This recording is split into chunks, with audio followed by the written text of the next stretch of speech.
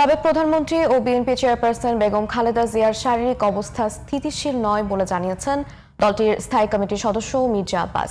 শুক্রবার রাতে রাজধানীর এভারকেয়ার হাসপাতালে সিসিওতে চিকিৎসাধীন বেগম জিয়াকে দেখতে গিয়ে এসব কথা জানান তিনি।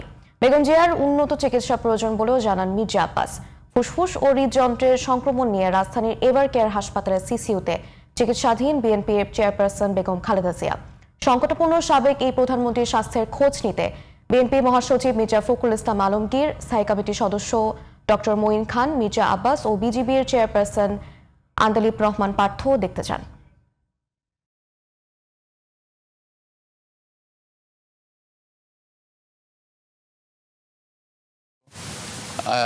সরকারের সময় তার রেজাল্ট আমরা এখন পাচ্ছি, এখন দেখতে পাচ্ছি তাকে ওনার এই ভালো থাকে এই খারাপ থাকে, এই ভালো থাকে এই খারাপ থাকে।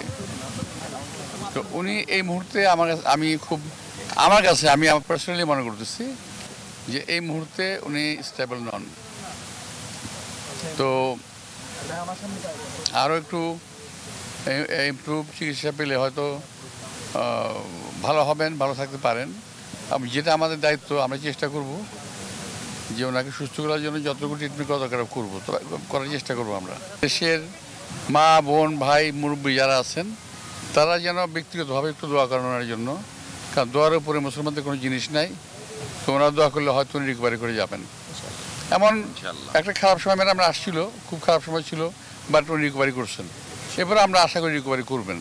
এই দেশের সবচেয়ে নির্যাতিত নেত্রী, মজলুম নেত্রী বেগম খালেদা জিয়া জীবন সংকটাপূর্ণ এই অবস্থার মধ্যে আছেন। তবে গতকালের চেয়ে ডাক্তার যা বললেন একটু ভালোর দিকে আছেন, আপনারা দোয়া করবেন।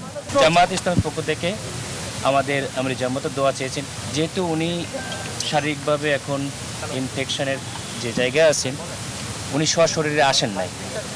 আমি যেহেতু এখানকারই একসময়কার আমাদের সবাই তো কলিগ যারা ডাক্তাররা এবং ওনার যিনি চিকিৎসক তিনিও আমরা একসঙ্গেই থাকি আর কি।